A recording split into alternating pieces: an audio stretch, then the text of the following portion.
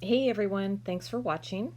So today what you'll need is Dollar Tree lingerie bag, as you see here, tongue depressors or large popsicle sticks, hot glue, scissors, and two hula skirts from the Dollar Tree as well. They come in adult and children, but I just grabbed two, so you'll see how it works.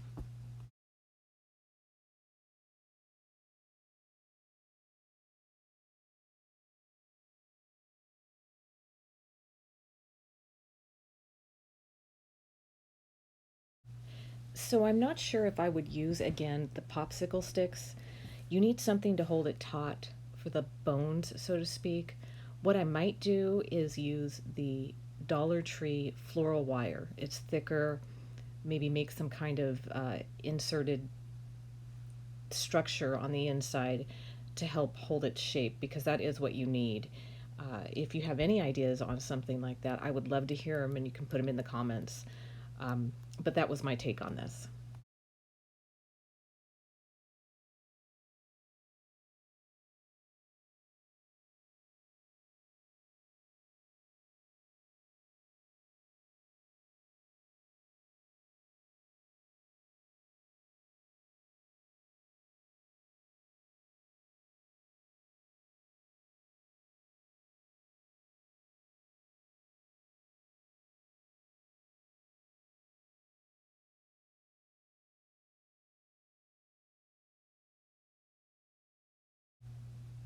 Coming up here, you're going to see where I try to paint the zipper part of this bag, and I probably would not do that again.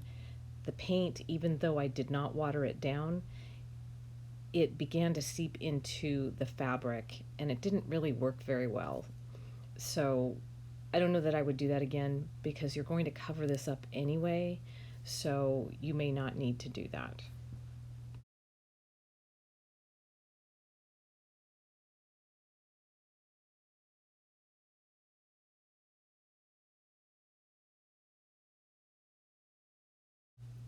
So I laid out my different hula skirts and I cut them to whatever size I wanted. You'll see how I measure where I want it to be. It's really up to you how long you want it, although I wouldn't make it too long because it's just going to look weird. But it's really up to you how you want that to look. And just be mindful that the weave on the top of the strand there, where everything is connected, it looks a little different side to side. So if you're going to be picky about that, you just need to make sure it's all cohesive, the sides that you're using.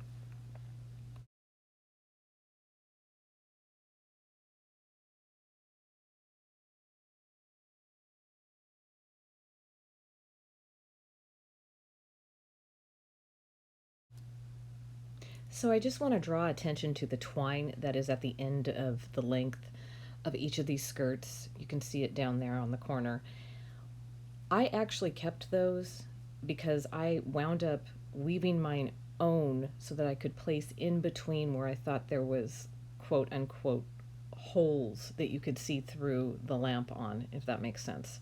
I don't show that, but uh, that's something that you can do if you feel like you see too much of the netting underneath. I just did it because I wanted to make it look more perfect for me. So it's up to you. And yes, I will be keeping all of those pieces that I just cut off because you never know when you're going to use something in the future. And I wound up using some of those for those holes I was talking about. But rest assured, I will use that for something else down the road.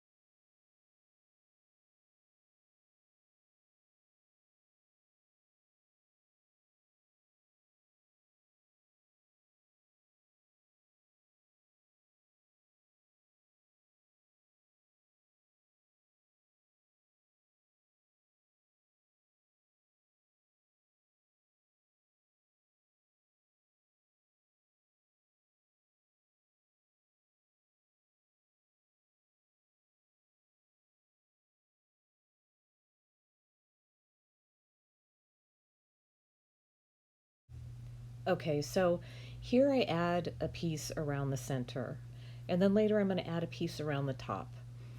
So really what I would have liked to have done is added a piece in between those two pieces. Had I done that, it would have been easier than me trying to go back and fill the holes that I was talking about. So if you're going to do this, I would recommend putting that layer in between before doing the top. It will make things so much easier for you going forward.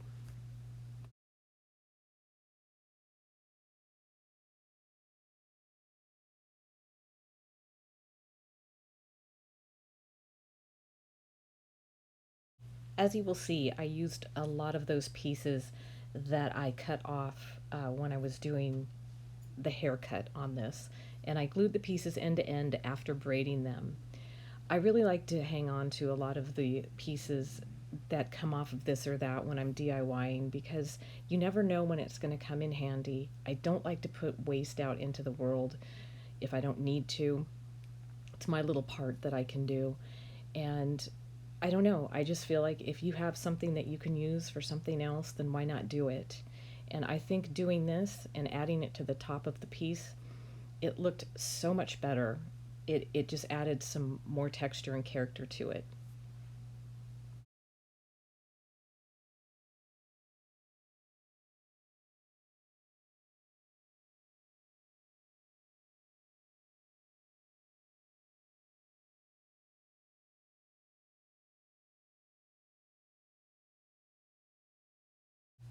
I did not show the braiding of this extra yarn that I used for the lampshade that I did in a previous video.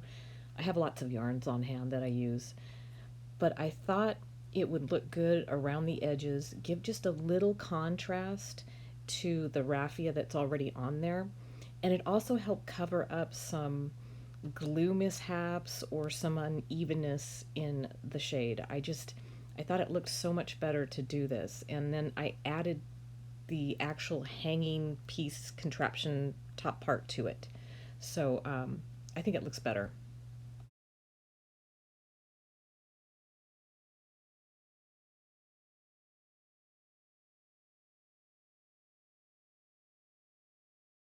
This next step I feel is really important. It helps to pat down all those weird pieces and bends and whatever on the shade. The raffia sticks out and whatever. But I cannot take credit for this. I saw this on the channel in the event with Karem. I'll put it down in the description box. But she does it on a big palm leaf, raffia palm leaf, and it's amazing. And I can't tell you how helpful it was. So just don't oversaturate, let it dry in between, and then you can see where you need to give it a little more haircut.